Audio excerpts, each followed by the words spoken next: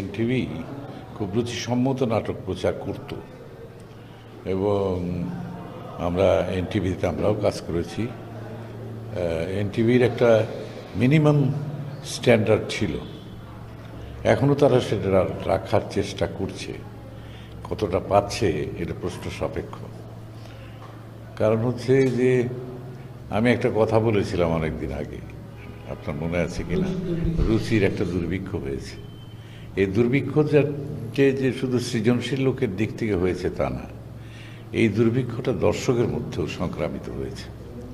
তা নইলে যেসব নাটকে লক্ষ কোটি ভিউ হয়, এই নাটকগুলিতে ভিউ হওয়ার কোনো কারণ নাই, কিন্তু ভিউ হচ্ছে এবং এটাই বাস্তবতা। এবং মানুষকে রুচি নানান দিক থেকে ক্ষতিগ্রস্ত হয়েছে, নানান দিক থেকে। এখন জন্ম সনদ দিয়ে খোলো বিকাশ স্টুডেন্ট অ্যাকাউন্ট, নিজের বিকাশ নিজে কর। রাজনীতি বলেন, সমাজনীতি বলেন, আমাদের প্রাত্যহিক জীবনযাপন বলেন, সব জায়গায় কিন্তু একটা স্থূল রুচির পরিচয় আমরা দেখতে পাচ্ছি। কাজে সেই ক্ষেত্রে এনটিভি চেষ্টা করছে আগের সে ঐতিহ্যকে রক্ষা করতে। আশা করি 21 বছর পার হয়ে 22 বছরে পদার্পণ করলো, সেখানে এই বিষয়গুলোকে নিয়ে ভাববার অবকাশ আছে। শুরুতেই ধন্যবাদ, কৃতজ্ঞতা, অভিনন্দন। এনটিভি বাংলাদেশের টেলিভিশন জার্নালিজমে এক অনন্য নজির স্থাপন করেছে। দলীয় একজন ব্যক্তির হাতে একটা টেলিভিশন সাধারণত আমাদের দেশে নিরাপদ হয় না, নানা কারণে ঝুঁকিপূর্ণ হয়, নানা চাপ থাকে। কিন্তু মোসাদ্দেক আলী ফালু প্রমাণ করেছেন যে দলের বাইরে গিয়েও টেলিভিশনকে, গণমাধ্যমকে জনপ্রিয় করা যায়, মানুষের কাছাকাছি নিয়ে যাওয়া যায়। এখন জন্ম সনদ দিয়ে খোলো বিকাশ স্টুডেন্ট অ্যাকাউন্ট, নিজের বিকাশ নিজে কর। এই জন্য তাকে আমি বিশেষভাবে অভিনন্দন জানাবো। আর বাংলাদেশের গণমাধ্যম এখন তো জানেনই অবস্থার মধ্যে আছে, চাপের মধ্যে আছি আমরা। আর বড় চাপ হচ্ছে আমরা নিজেরাই চাপ সৃষ্টি করেছি। সরকার যতটা না, তার চেয়ে বেশি আমরা সেলফ সেন্সরশিপ আমাদেরকে অনেকটা কাবু করে ফেলেছে। তো এই অবস্থা থেকে আমি জানি না কবে আমরা বের হব। 52-53 বছর আমি দেখলাম, তাতে আমার মনে হয় যে বারবার একটার পর একটা পরিবর্তন আসে, আমরা নিজেরা ভিকটিম হই, আমরা নিজেরাই পরিস্থিতি তৈরি করি। এর কারণে আমরা সামনের দিকে এমনিতেই চাপ সারা পৃথিবীতে, গণমাধ্যমের, বিশেষ করে প্রিন্ট মিডিয়া, ইলেকট্রনিক মিডিয়াও কিছুটা। তো এআইয়ের যুগে আপনার এই অবস্থায় সাংবাদিকতা কোথায় যাবে এটা আমি এখন নিজেই বুঝি না, জানি না। আর আমরা আসলে বেমানান, কারণ আমাদের আর এখানে টিকে থাকার মতো অবস্থা নেই। আর প্রিন্ট মিডিয়া তো একেবারেই চাপের মধ্যে আছে।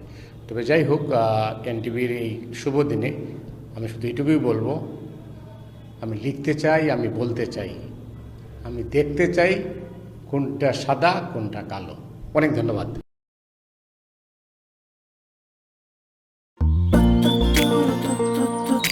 জীবনে এত মেয়ে দেখলাম, কই কোনদিন তো কারোর জন্য এরকম লাগেনি।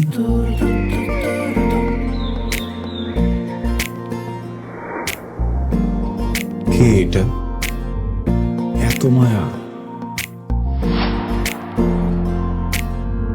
কেমন আছেন আঙ্কেল? কোন দিক দিয়ে দেখে আমার আঙ্কেল মনে হয়? আরে আপনি আমার মামার ফ্রেন্ড না? কোন মামার ফ্রেন্ড? শামীম মামা। শামীম মামা। আস্তাগফিরুল্লাহ।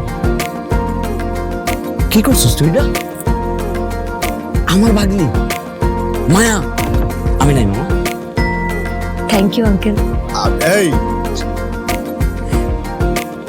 আগে জানলে আমি জীবনও স্বামীর সাথে মিশতাম না। জীবনের প্রথম একটা আমি ভালো লাগলো, সেইটা নাকি বন্ধুর ভাগ্নি।